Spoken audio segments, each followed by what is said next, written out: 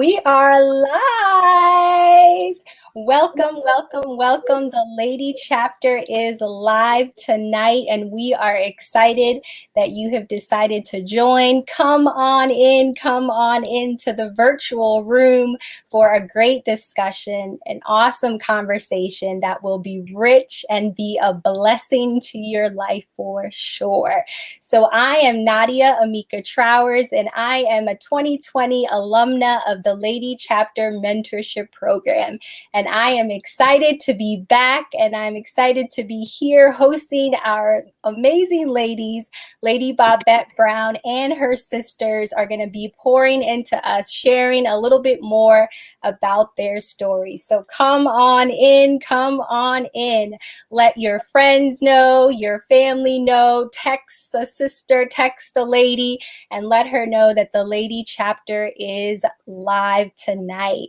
Thank you for coming on in, and thank you for sharing the broadcast. We are live on Facebook, and we are also live on YouTube. So you can go to either of those platforms and share that link out. If someone's not on Facebook, they could join us on YouTube. If they are on Facebook, you could also invite them to see the stream tonight.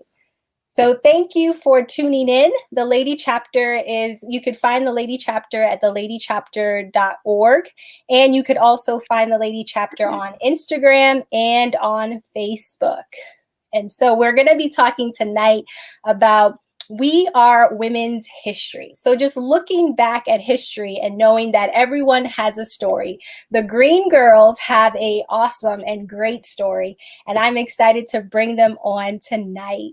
And without further ado, I will begin to introduce these distinguished ladies who will be sharing with us tonight.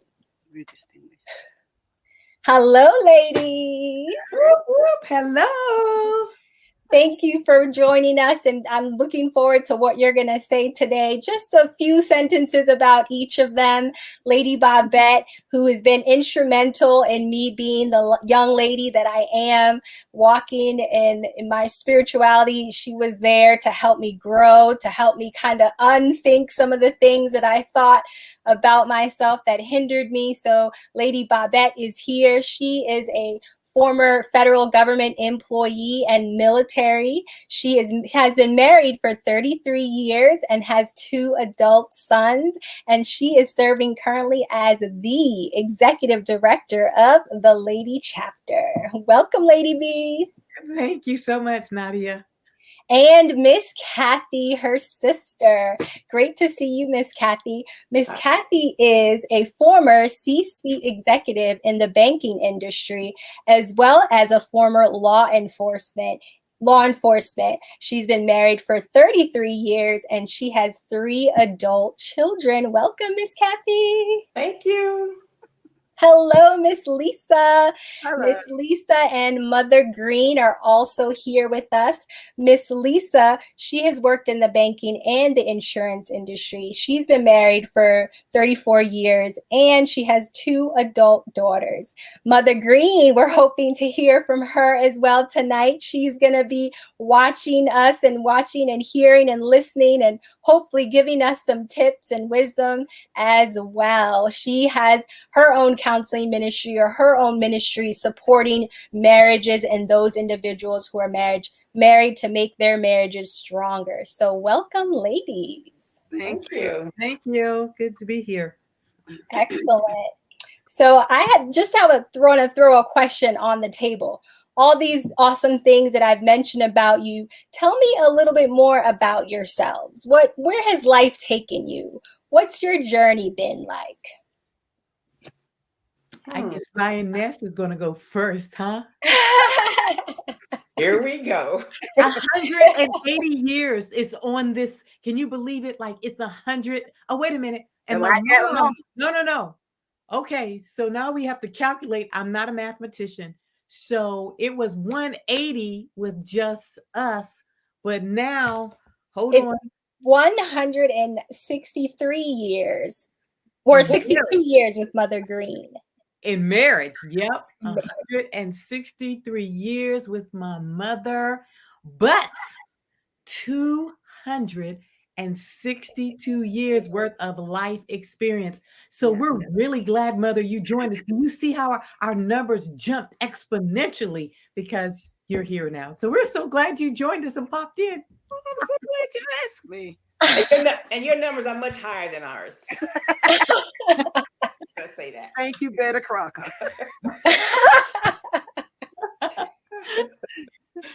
So you said, so you asked the question about our history, like what's our story been?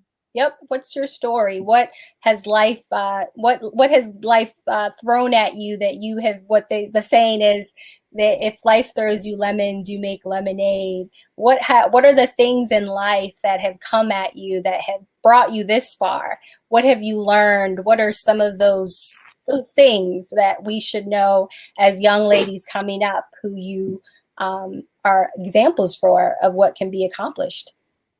Wow. I'll start, I guess.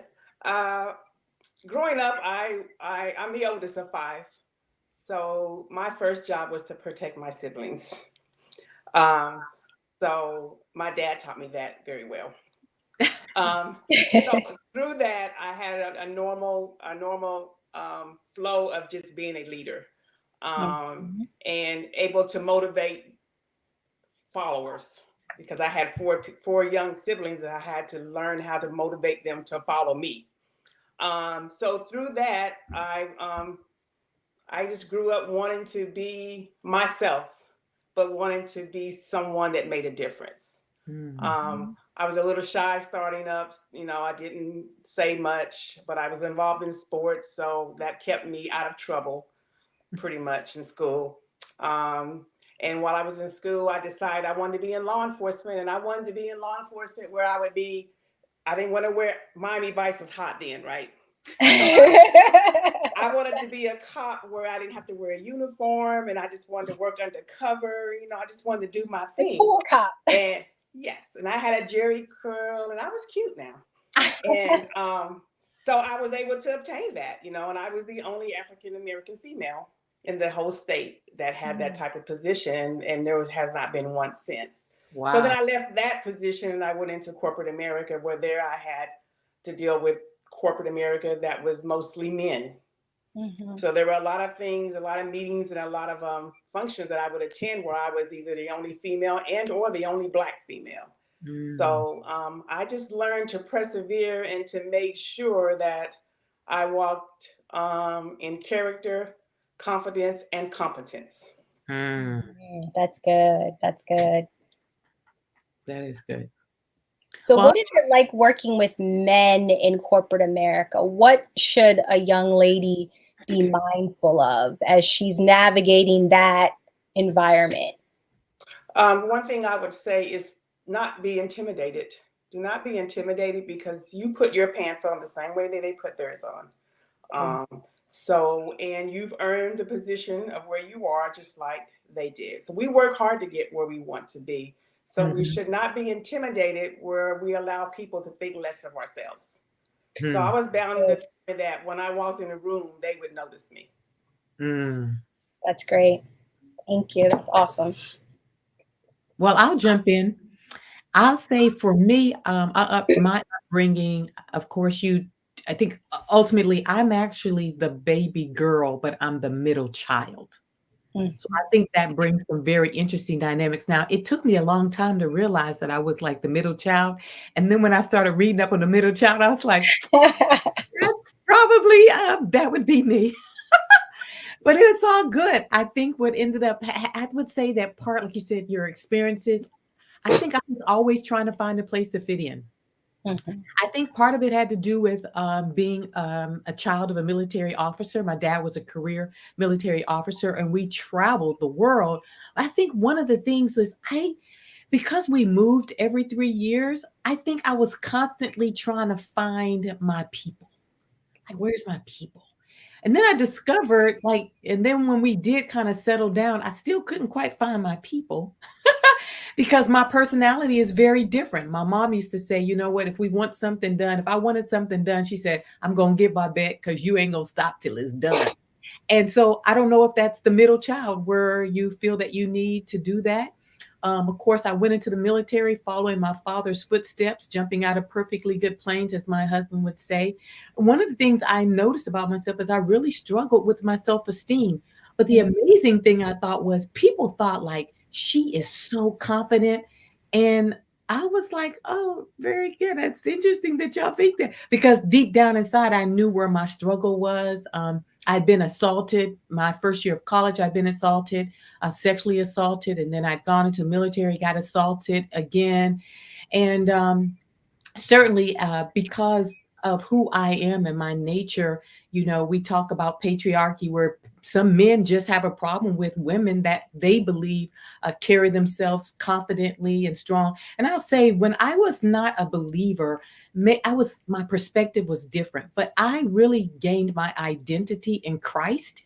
And once I knew who I was in him, it didn't bother me too much about what you thought about me. So that level of confidence grew, or at least I don't think I was confident in myself, but I became confident in the God that I serve. And it's sort of like what Kathy said, like she would protect us, right, as her younger siblings. And then I have a younger brother. Both of us were really close, so we would kind of help each other out as well.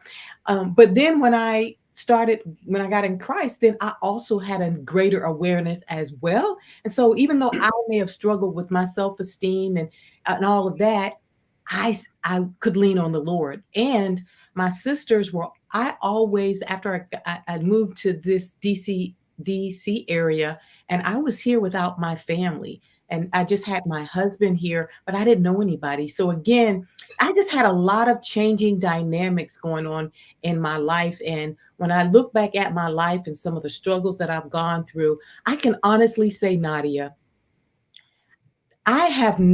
this is our third cohort of the Lady Chapter. When I tell you, I can see myself in every single lady.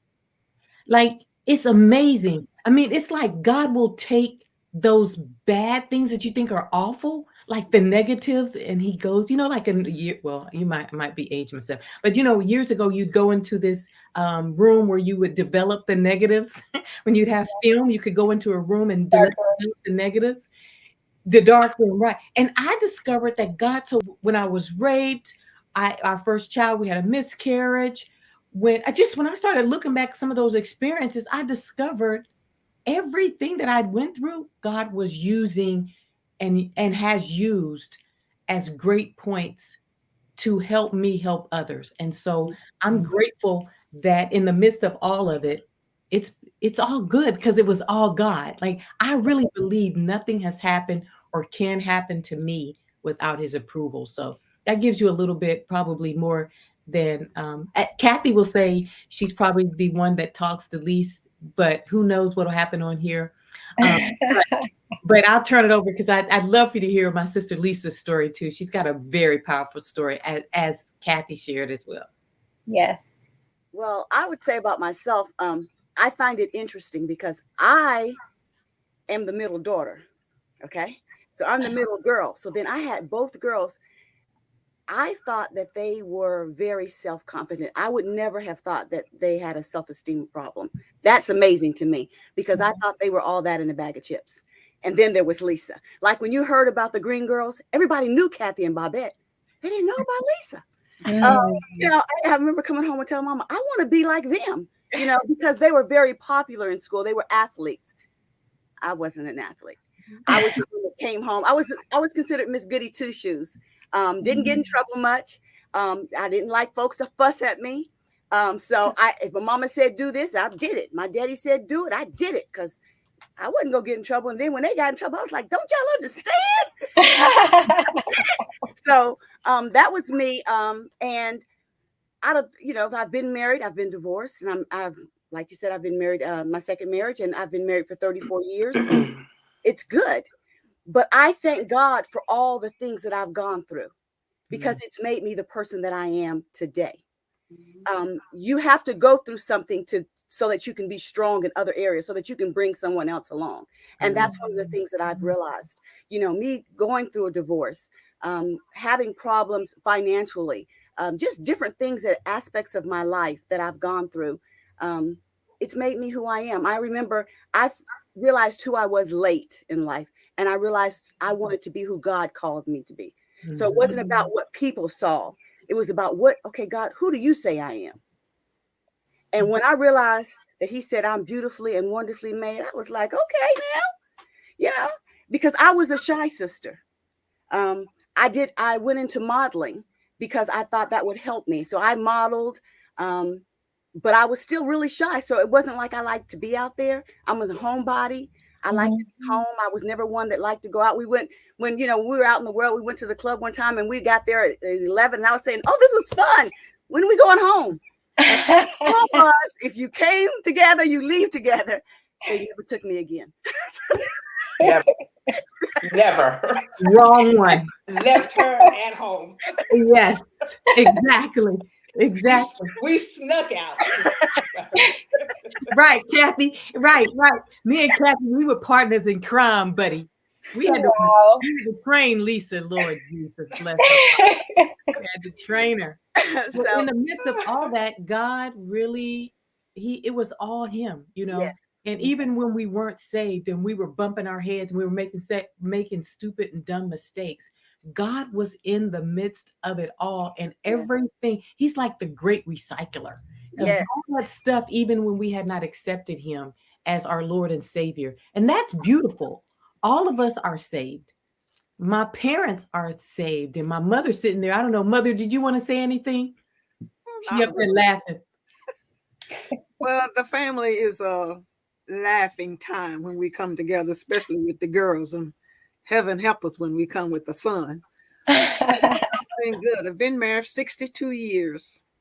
And out of those 62 years, this is what you see, missing 2. And then we grafted a family in. So it's just been good. And to sit back and look at my kids, my women now, it's a joy to me.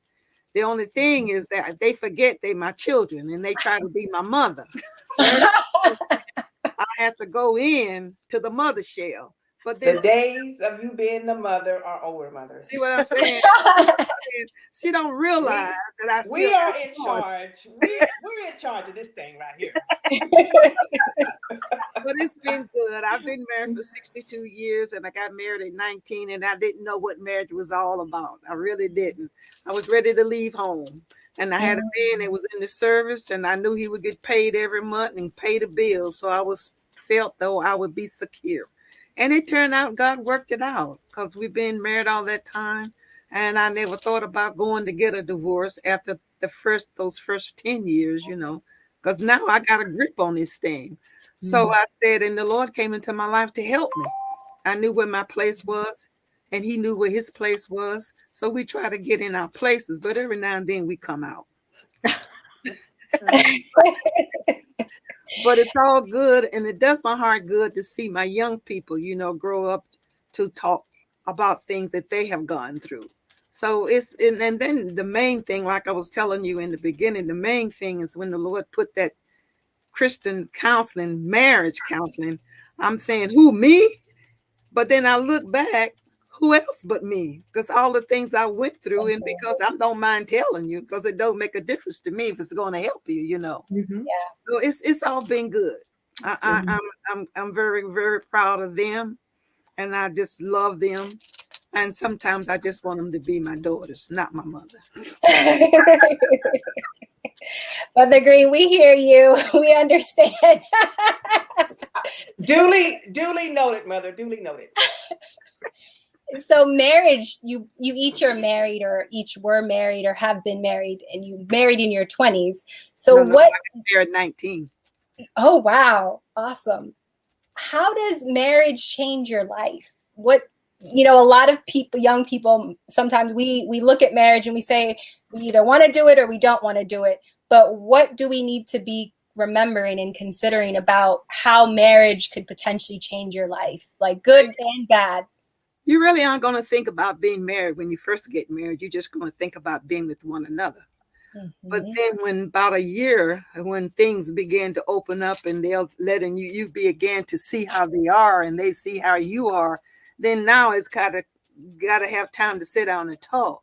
And that's not good. When the Lord, I didn't get my marriage together until the Lord came into my life, because I had to know what marriage was about. Mm-hmm. And it was about me being the helper and my husband being the leader. Now that's easy said than done, because sometimes I want to lead and sometimes he don't want me to lead. So we had a lot of changing and talking that we had to get it together. But it's all good, you know, because now we know one another and I can help my girls and my son because of the things that I went through. And again, like I said in the beginning, I didn't know that this was going to be my ministry, talking to married women. But I look back over my life, who but me can? Because I went through it. I don't mind talking to them, you know, telling you about it. Because, you know, that's what helps to let you know you're doing good now, but you got to get to know your husband. Because you think you know him for a year, and then all of a sudden there's something coming about. Where did this come from? And it has already been there. It's always been there. It's just come forth. Yeah. And then you want to pack your bags and get ready to leave. And then you don't know you're going to go right into something else worse. Yeah. So you might as well sit back, breathe and breathe in and breathe out and get it done. The Bible tells you who you are. You are the helper. He's the head. That's me. And I don't have a problem with that, because he's a very good protector. So I don't have a problem with it. Now, back then when I was 19, 20, it took me about 5 years not to have a problem with that. But it worked. Amen. So here I am 62 years later and 82 years old, and we're still together. Awesome. Thank you for sharing, Mother Greene. This is great. Those who are watching, if you have any questions for these ladies, you have 262 years here in the room, in the virtual space here. So any question that you might have about marriage, about life, about career, they are here to answer. Just drop it in the chat, put it in the comments, and we will answer your questions as we go through. So continuing on with marriage, anything else we should know about marriage? Don't be in a hurry to get married. Right. Don't be in a hurry to get married, because marriage is work. Marriage is work. And as my mom mentioned earlier, salvation plays a big part in staying married. Most definitely. And the key thing that I learned, I think in year 3 maybe, was I was looking at my husband as my source, but he's not my source. So once I realized that he was not my source, and that nowhere in the Bible does it say man shall make you happy, man being man, right, then I figured out it's not up to me to look for my husband to make me happy. That's right. It's the Lord that will make me happy. And that actually the Lord is my source, not my husband. So once I took my eyes off my husband and put it on the Lord, it changed me first. Yeah. And that helped bring my husband into the realm when he saw me change. And that's how it works. That's the way it worked with me. It took me a little longer, but once I got it, I got it. And I stood firm on that, because the Bible said it. And I know God is that he don't tell lies. And he knows about everything and anything. And once you get into the word to see what he's telling you about marriage, I tried to follow through.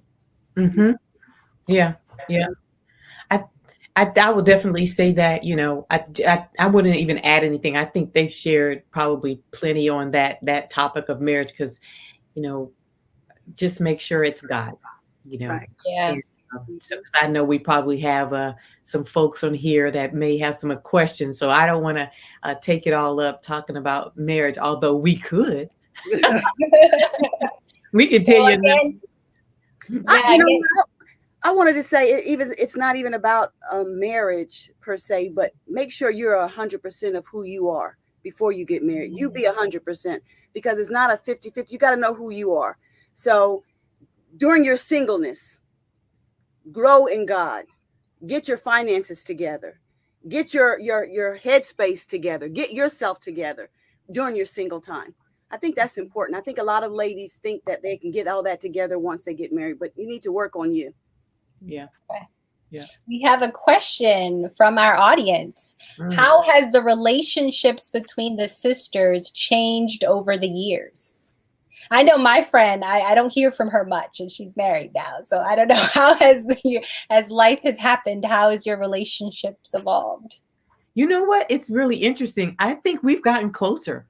As I said, I'm the one who's the furthest apart. Well, let me say we are best friends, like all of us. We talk, we laugh, we vacation, we cut up, we cry. You know, we go shopping together. Kathy is the fashionista. She'd be like, Bobette, I'm like, is this cute or not? No. I mean, I'm just telling. No, it's not. We keep it 100, and so that's the beauty of our relationship. So I think what happened is, throughout the years, we were always close. Like my parents raised up. We didn't say this, but we're all a year apart.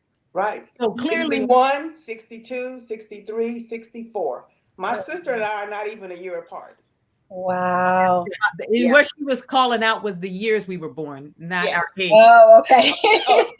Yes. Yeah. Excuse me. Yes. Yeah. So we didn't have a choice but to grow up together. But I think it had to do with being in the military, because you move around so often. We had no choice but to bond together. Now, at that time, it wasn't as close as it is now, because we all know who we are. We all know our place. You know what I'm saying? I'm the caretaker. I take care of my parents. You know, I'm the one that, because I told you initially, I was a homebody. So I started cooking first. So because I cooked, they would call me for recipes. You know, I love kids. Every summer, they would send their kids to me. Now, for some reason, I could never send mine to them. She only told me for like 2 days. Then she was trying to send them back. One day. Friday night, pick them up on Saturday. So I was the family, you know, that was me. And I've just evolved into that. I'm still that same person. Yeah. I think that's what we are. I think we're all the same people. And also, I think for me, the one shift for me, and Kathy and Lisa, y'all can kind of chime in, mother, as well, is I think once I got married, my husband was involved in ministry. So that really kind of limited me on some of the things that I could do, because at that time I was that was all new to me. Moving, okay, let me just go a step further. Not only was like the ministry piece new to me, y'all, look, we can tell you, we lived in a neighborhood of 150 homes, and we were the only Blacks. So then I'm gonna go to DC. Chocolate City. Chocolate City? I was like, what in the name of Jesus is going on here? I have never experienced. So this was all, like, they couldn't help me. They were like, what? I was like, y'all get what? That because my parents, we were not raised in a way where it's like where we were in a vacuum. We saw ourselves as equal. So we hear some things going on, you know, Blacks and whites and things. Look, I'll keep it 100. We didn't even know about colorism. Like, I asked my mother about, I didn't even know there was a such thing. Like, I came home, and look, I was grown. I was like, Mother, have you heard of this thing called colorism? She said, what? I said, like, people really, they identify and talk about people based on their color. She said, for real? I said, yeah. I said, like, Kathy is light skinned. She said, and I said, Lisa would be considered Chocolate. We never heard of that. I was grown. Like, I'm talking about for real grown. I'm talking about 40, almost 50 grown. And when I asked her, she didn't even hear about it. So there were some things. So I moved to the DC area. OMG. I thank God that my husband had grown up in a predominantly African-American community, because clearly your girl, she was in struggle. She was struggling. And again, remember, I told you early on, what was my issue? I was trying to find my people. So I got here and I still was like, OMG, I have no idea what's going on. And really, honestly, I was a fish out of water. Also, I wasn't churched. You're in a military base. You go to Methodist church, Baptist church, whoever show up, Catholics show up. So all this kind of stuff. So you go into this, all of that foreign. That is just not how I grew up. And so it was very difficult, quite honestly. So I thank God for my sisters, because I was like, whoo, knew. So they for real was my peeps. They were your anchor. My sisters, my mother. Yeah, my mother-in-law. This was completely new to me. And again, remember, I'm up here in this DC area without any family. All my family is down south. So that was major for me. Yes, so we are open for questions. If anyone has questions, feel free to let us know and get some insight and wisdom from these great ladies here. What have each of you ladies learned from each other's experiences?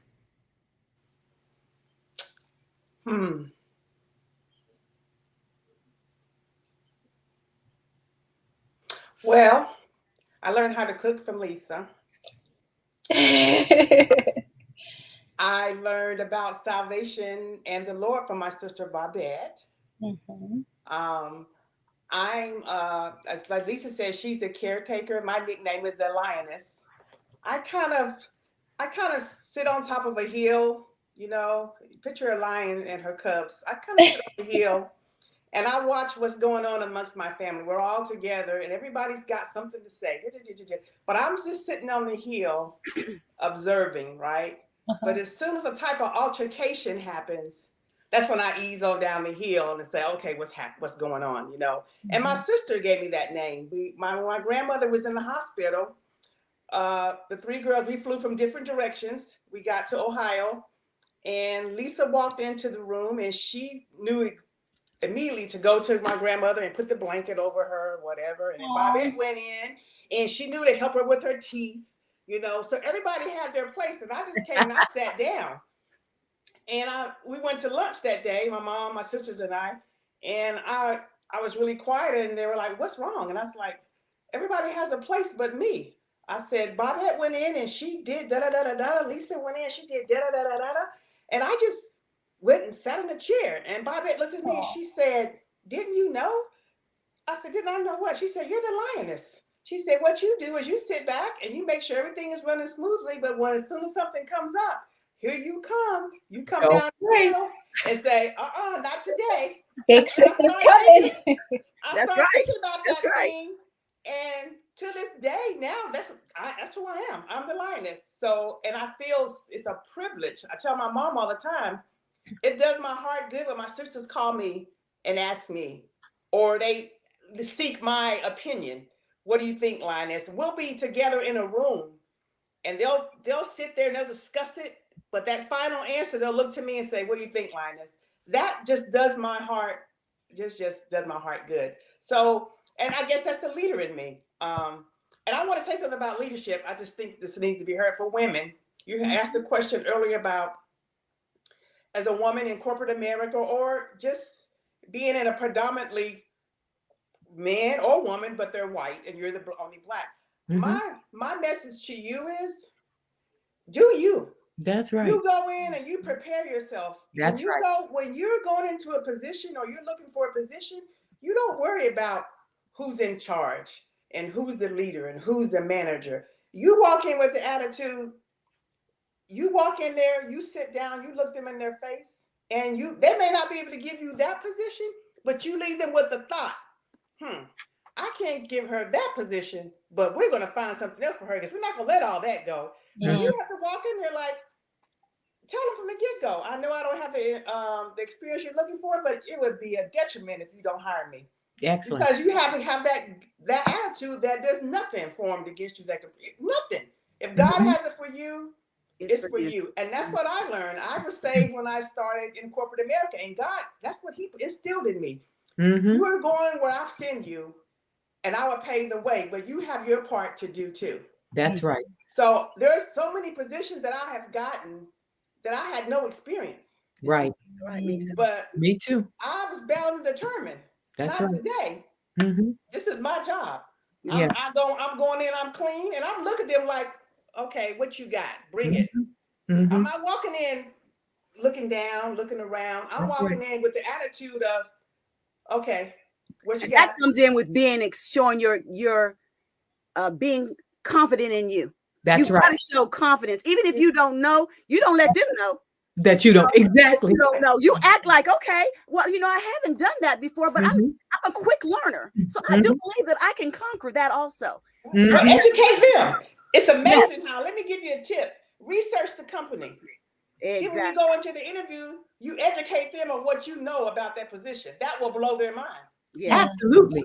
And you know what I was thinking about when I was in the military, and you remember me and Stephen were in the military together, and he was like, it's no fair. You making rank faster than me. No, I just made sure I carried myself. I knew the importance of making sure my uniform was dressed. I showed up not on time, but before time when I walked in. And I remember one time I took a test, and this goes with exactly what you said, Lisa. So in order to get rank, you had to take these exams. And I remember one time I took an exam and I did not do well.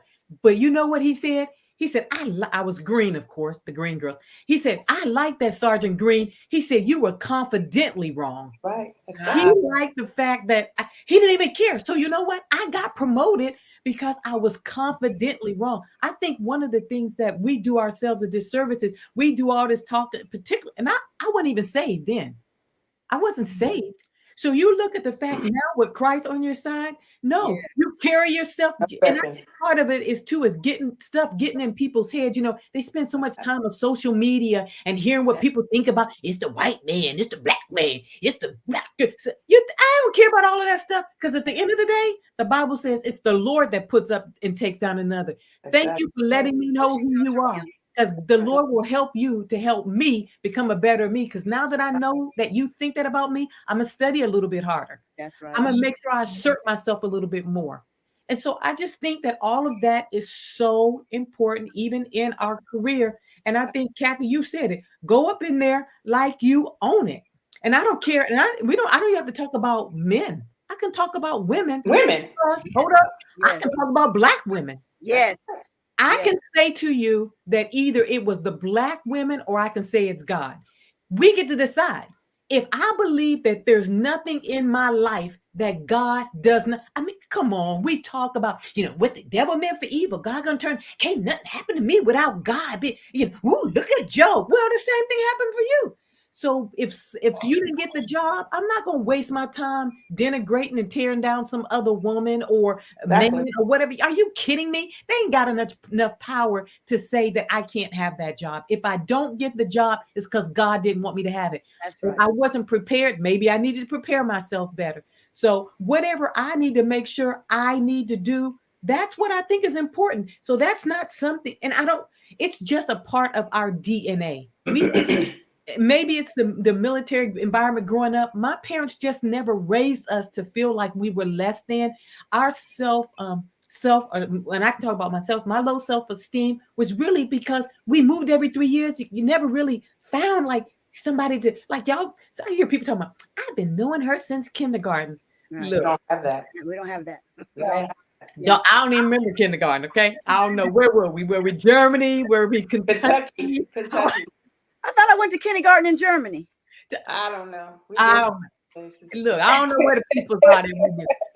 But again, I think that's an excellent question. And so thanks. I thank you, Kathy, for bringing that question to light, as far as, because we want to make sure we talk about that. This is 262 years of experience, and we are women's history. So whether it's marriage, whether it's assault, whether it's career, whether it's patriarchy, whether it's whatever it is, we want you to know it's ministry. All. What'd you say? Ministry as well. Mm-hmm. Ministry, absolutely. Ministry, it's all in here. And I think people, unfortunately, forget who they are, particularly whose they are. Yes. And so, I think slander and mean words, I believe, I like to listen to people who say stuff, because I get to decide, is that true? Because usually it's the ones who say stuff, you got to be like, I wonder if that might be kind of true about me. But no one else that loves you might not tell you that, right? So I'm like, everything that happens, I say as believers, we want to filter it through the eyes of God. And let's be honest, sometimes we got to ask ourselves, are we experiencing what we're experiencing out of reciprocity? Mm-hmm. Yes, that's right.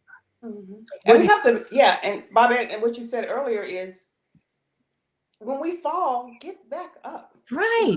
one of the things I do is I coach incarcerated women who are about to be released. Mm-hmm. The only difference between them and us is they got caught. We didn't. We're doing the same exact thing. Yes. They just got caught. So Yes. one of the questions I ask them is, when you leave here, you're going on an interview. Are you ready? Mm-hmm. You know, and they give me an example of how they're going to walk in. I say, no, you're better than that. You made a mistake. Mm-hmm. We all make mistakes. Truth be told, this is 100. What? How many years? 260 years of mistakes right here. Yes. And getting back up again. Yes. And getting back up again. Exactly. There's no perfect person. Yeah. There's no perfect person. So we've all fallen. We've all gotten up, but we've learned from when we fail. Okay, Yeah. I see that chair now. I ain't running over that chair. But wait a minute, I didn't see the stool, so now I'm falling over the stool. Well, next time I see the chair, I see the stool. So that's not going to trip me up. But the next thing may. But we still get back up, and you learn from that. We have to learn from our experiences. Don't fall for the same, what you always say about the same talk. Okie doke. Don't Okie doke. fall for the okie doke. Don't fall for the okie doke. That's Don't how you fall know for that. the okie doke. Don't listen to them. And I will say for Lisa, let me just say, my sister Lisa, she went to a really tough time in her life, and I can remember one thing she taught me was she had to figure out how to use what was inside of her to build again. And so she talks about how she likes cook. Boy, then people used to love, she made cakes and all this stuff. Lord have mercy. People would be like lining up trying to get her cakes. And then parents who didn't want to potty train, she like, send them kids on over here. Look, they going to be potty. Look, my kids and all of our kids did not stay in diapers long. Because you know what? The reality is my mama had us all back to back. So in 12 months, you was out that diaper. So when people tell me like, I'm like, your kid is 3 in a diaper. The devil. Look, you can't talk. You better learn. You know, we have a deaf brother. You better learn how to sign. You better say TT. You better say something. But at pull the pants down. Pull the pants down. Do everything. So you're good. This is a great conversation. Thank you, ladies, so much for sharing. If you are enjoying this conversation, we invite you to share and welcome other ladies in. If you have any questions, feel free to continue to drop them on the chat. We're going to go to a question now from Tiffany Wise.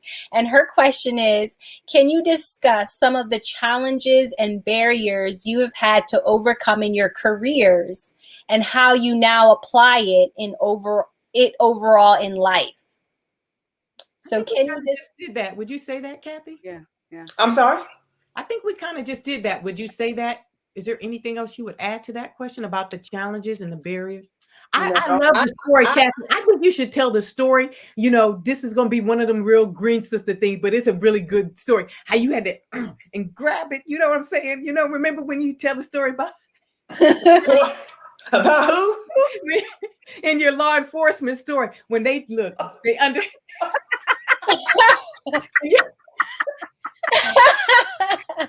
Kathy, you gotta tell the story. Look, that's the only story we gotta tell because that is going to be I don't think I remember that story, my man. I don't think I remember that story. All I have to say is, Miss Tiffany, all I need to say to you is be prepared for any challenge. Be prepared to think out of the box. Yeah. Do different. Don't do what you see everyone else do. Be that, everyone's looking for a job. Mm-hmm. You have to be that person that stands out of that 150 people. Mm-hmm. And don't be afraid to be who you are. Right. And one thing I'm going to say, and please don't take this for granted or don't get offended, but we as Black women sometimes, when I was in corporate America, we think we think we should get things handed to us. Entitled. That we're entitled. Mm-hmm. I worked my way on purpose. I started at the bottom in corporate America because I wanted to, when I became a manager in VP, I wanted to understand my job and be an effective manager. Who better to be an effective manager of someone who's done the job, right? Mm-hmm. So I can't tell you how often when someone didn't do their job, but I would have to counsel them. I can't tell you how many times I was asked the question, well, are you really going to write me up? Yes. Well, why are you going to write me up? We're sisters. You know what? Well, why would you write me up? Because I thought we were, they called me, I had a little nickname. They were like, I thought we were good. I'm I'm like, no, you have a job to do. Right. I have a job to do. And I think we women, we hurt ourselves when we walk in life thinking that we're entitled and we're waiting on the favors. And if we don't get them, we're quick to blame someone else because we didn't get them. So if we stand around waiting, that's the delay right there. You walk into it and prepare to accept it. Yeah. You know, I was thinking about a job that I loved quality. I did quality. And when I initially applied for that job, I didn't get it. And I was told that I was a top candidate, but they brought someone else in from that wasn't there. Now, I didn't get so upset. I was like, okay, I know they're going to have to hire somebody again eventually. I'm going to better prepare myself even more so, because it's not going to happen again. They ain't going to bring nobody else in that think that they're more qualified than me. Yes. So I learned the job of whose job, the people that I had to monitor. I learned their job. So the next time they came around and I had an interview, I had a group interview, not just with the manager. I interviewed with the team. And I let them know. They were like, oh, you know that? Yes. I mean, I knew exactly what needed to be done because I wanted that job.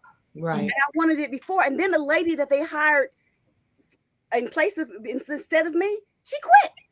You know? So the manager said, you know what, Lisa? We should have hired you the first time. And in my mind, I was like, you're right. But I didn't say that. But I made sure that I was more than qualified. I didn't look for favors because, well, you know, you were supposed to hire me the last time. I better prepared myself. I didn't go in as like I'm entitled. Don't be scared. Right. Don't be scared. You know, don't be scared. You know? Yeah, I totally agree. Don't be scared. And Kathy, you know what the other thing I think as well that I think is played in my life is when you go in there for the interview, remember you interviewing them. Right. A good fit for you. So you don't go in there, you like, no, I'm not going in there like I'm a pauper, like I need you. I just need a job, boss. No, that devil's lying. No, you go in there with your list. You've done some research. You want to know, so why should I even consider you? Exactly. Right. I you apart right there. They like, whoa, they showed up with questions. Right. Yeah, exactly. That's key. You know how they always ask you, do you have any questions for us? Absolutely. And you say no. That's a mistake. Yes. You should always have a question. Absolutely. You should always have a question. That's when you run the 𝐏𝐥𝐿. Right. You research them and find something that had happened maybe a couple of years ago, and you say, you know, I was reading about this company, and I understand that a couple of years ago you ran into an issue with yada yada yada yada. How did that work out for you? Oh, that blows their mind. Yes. So that shows them that you're researching, that you're willing to put what it takes to do the job. Yes. Yes. Awesome. Be a fighter. Be a fighter. Yes. I'm a fighter. Okay. You haven't figured that out yet. I'm a fighter. Bring it. The older sister has spoken. We have another question from Carol Alsbrooks, and her question is, many families have strife with one another. What advice would you give to begin the process of reconciliation? Forgiveness. Yeah. Mother, did you want to say something? I see you getting ready to say. The person many families have, put that back up again, please. Yes. Many families have strife with one another. That person that wrote that should be the one to start in getting it together. Someone has to start it because there's a lot of people together that don't know that there's strife. So when you have strife in the family, when the family comes together, you need to be bold enough. Hey, what's happening with da da da da da? How did this get to be da da da da da? When my kids was born, and we went, well, I had one for 4 years straight. Yes, you did. A bad mamma jamma. And we were in Germany, and of course, there's all Caucasian. And my kids they wasn't used to all Caucasian. They didn't know Black because they were there in Hawaii, especially Kathy and Lisa. That's where they were born. And we in the neighborhood, and they haven't seen Black. It's like, can you imagine going into the commissary? You're the only Black person in there with kids, and they screaming and hollering and carrying on. Can you imagine that? And then I'm looking at them and they looking at me. You got to be knowing who you are. You got to know who you are. Yes. Don't go in there to be undermined. When the families have strife, that has to be somebody that'll come in and say, hey, what's going on with Teresa? I haven't heard from her. She hadn't been talking to me. Is something going on? Because it would never get settled. Yeah. So whoever want this family to come together needs to be the one to sit down and start it, to get it together. And then we got to walk in forgiveness. Yeah, and especially if you're saved. Now, if you're in the church, the Bible says you got to forgive one another. You don't want the Lord to come and he's going to say, well, I'm sorry you can't make this trip because you didn't forgive sister so-and-so. The forgive and forgive. That's what I said. You got to be mindful of all of that. I think starting with prayer. And you know what? Something that, and you know, we don't hear this said often, particularly within the Black community, but I'm going to say it. Sometimes you just need to have a family therapist come in and help work through all of what is going on. And we have recommended that. We have seen the results where people, families really realize the importance of COVID did nothing. It really helped people understand the importance of family. And one thing I will suggest is if your family members want to get together, you guys are not really sure, I say find a family therapist that will come in and kind of mediate, because you don't know where people are. And so not only are they dealing with what happened in the family, they might be dealing with what COVID did to them and what Trump and what Obama and politicians and work and children. You're like, oh my God, I thought it was just, no, you don't know what it is. It could be something that the boss did and somehow it triggered something that they remembered happened in a family. And you're like, oh my God, there's too much. You, as a family member, you might not be ready to deal with that. So I would say one of the things, definitely start with prayer, but I would say find a family therapist, ask your family and go in. I have a friend of mine, Dr. Anita Phillips, and she's a great therapist. She always say prayer is a weapon, but therapy is a strategy. That's good. And I'm all for, look, there's a reason why God got Christian therapists, because he knew there was going to be some Christian folks that need to go. So I would say bring that into your setting and environment. And I know we're running out of time, but I'll turn it back over to you, Nadia. Thank you, ladies, for a rich conversation. You've told us to be confident in our interviews, in our corporate jobs, no matter where we are. As women of color, also be confident and not scared. I like that, Miss Kathy. Don't be scared. So go into your interview with confidence, having questions for your interviewers as well. I've heard marriage is work and it takes work. And so don't rush into it. It's God needs to be in the middle of it.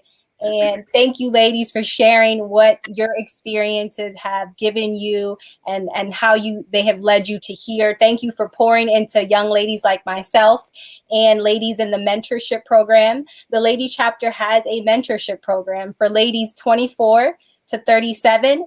And the next cohort is going to be coming up. So be on the lookout for details on social media platforms.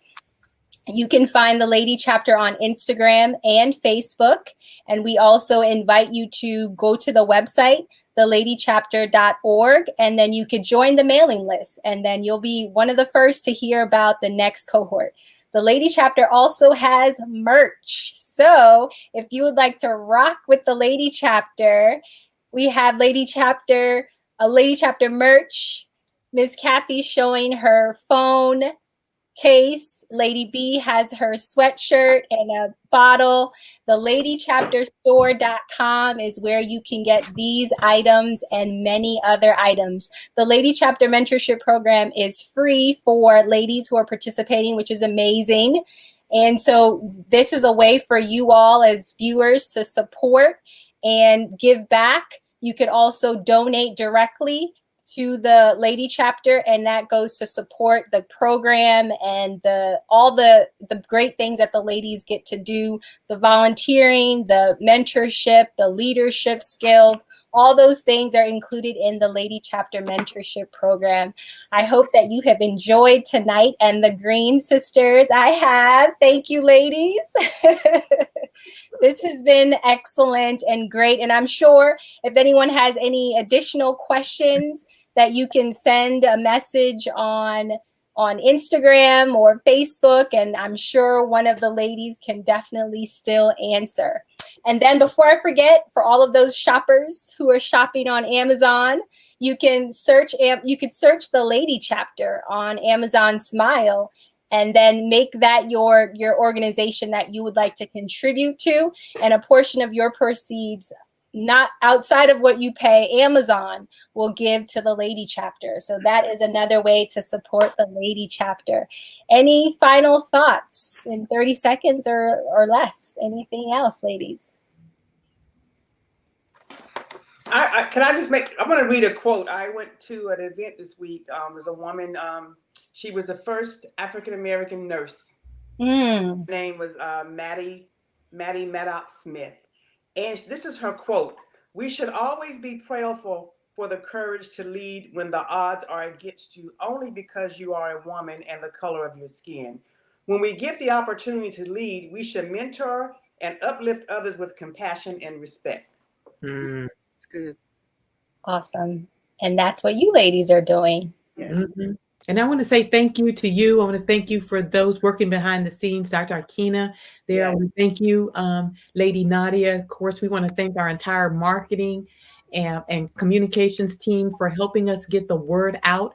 And we want to thank all of you for joining us and for sharing this out and for your comments and your feedback. Hey, if you want us to do this again, you have to let us know. Of course, this was about our women's history, but who knows? We might be able to make this a little bit more regular, but that depends on you. It's called supply and demand. So if it's something that you want, then you have to let us know. But I want to say thank you, Nadia. You've been an amazing host.